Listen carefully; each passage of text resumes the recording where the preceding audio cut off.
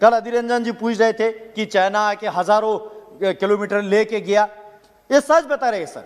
China आके हजारों kilometre लेके गया। मैं डेटा के साथ बताऊं, अक्साई चीन 27,250 किलोमीटर 1962 में कांग्रेस के टाइम पे लेके गया, ये रिकॉर्ड में जाना चाहिए। त्यापंगनाक छबजी वैली जो कोरजोक से 250 किलोमीटर चुमुर एरिया में 208 तक यूपीए सरकार के टाइम पे ले गया। अधीर रंजन जी सच बता रहे हैं। जोरावर फोर्ट जो धिमजोक में थे उसको तोड़ के चाइना के पीएलए ने 2008 तक वहां पे ऑब्जर्विंग पॉइंट बना दिया, 2012 तक ये कांग्रेस के टाइम पे हुआ।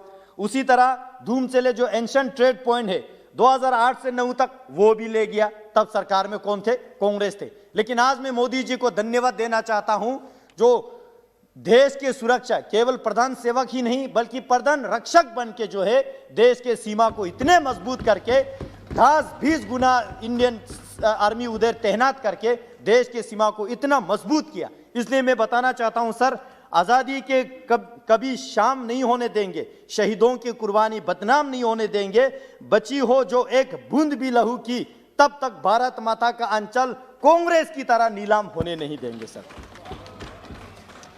सर आर्टिकल 370 पे मैं थोड़ा सा बोलना चाहूंगा, क्योंकि सदन में डॉक्टर फारूक अब्दुल्ला साहब ने बड़ा अच्छा इमोशनल स्पीच दिया और उन इशारे में यह बता दिया कि ये सरकार जो है मुस्लिम विरोधी है, ये जो है धर्मनिरपेक्ष करते हैं। लेकिन मैं बताना चाहता हूं सदन में सर, जब फारूक अब्दुल्ला साहब के सरकार वहां पे थे 370 वो लोग एंजॉय कर रहे थे। गुज्जर बकरवाल समुदाय जो गुज्जर बकरवाल समाज जो है 100% मुस्लिम है सर, कभी ऊपर उभारने नहीं दिया।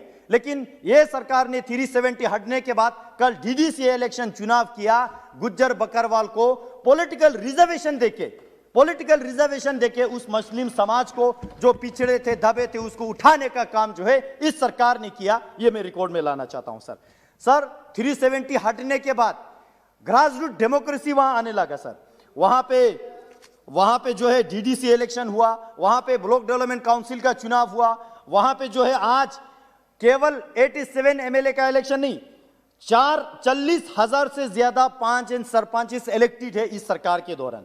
3,000 से ज्यादा ब्लॉक डेवलपमेंट काउंसिल का चेयरमैन इलेक्टेड है, 280 से ज्यादा डीडीसी का मेंबर जो है वहां पे। और इतना जितना भी चुनाव हुआ उसमें एक बंदूक नहीं चले, एक चिड़िया के जान तक नहीं गया। वाजपेयी साहब कहते थे जमहूरियत, कश्मीरियत और इंसानियत, इससे बढ़िया जमहूरियत हमें क्या चाहिए।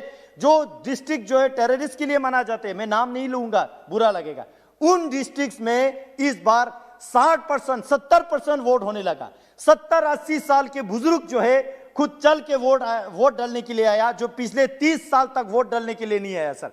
तो इससे ज्यादा जमहूरियत क्या चाहिए।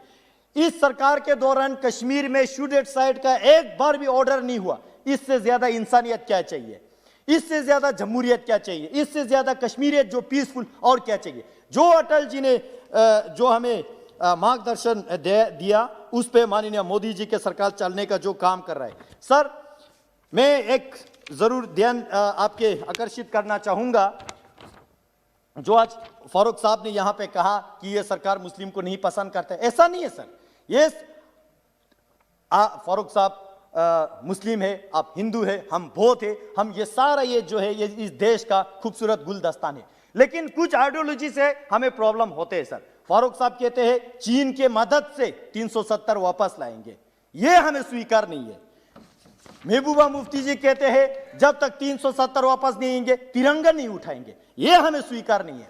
कारगिल में कांग्रेस का काउंसलर कहते हैं आधा लद्दाख यानी लेह डिस्ट्रिक्ट कांग्रेस चाइना को दे देना चाहिए, ये हमें स्वीकार नहीं है। ऐसा विचारधारा जो है हमें स्वीकार नहीं है, इसलिए जो है ऐसे विचारधाराओं के साथ हम अंतर करते हैं। अन्यथा देश के मुसलमान के साथ, देश के क्रिश्चियन के साथ, देश में जितने भी लोग रहते हैं किसी के साथ हमें प्रॉब्लम नहीं है। इस देश का नारा है सबका साथ, सबका विकास और सबका विश्वास। आपने मुझे समय दिया बोलने के लिए, तो और भी बहुत सारे हैं जो anti corruption bureau Jammu Kashmir में लगा के, रोशनी एक्ट में जमीन घोटाला कितना हुआ, क्रिकेट में कितना घोटाला हुआ, वो सारा धीरे धीरे बाहर आ रहा है सर।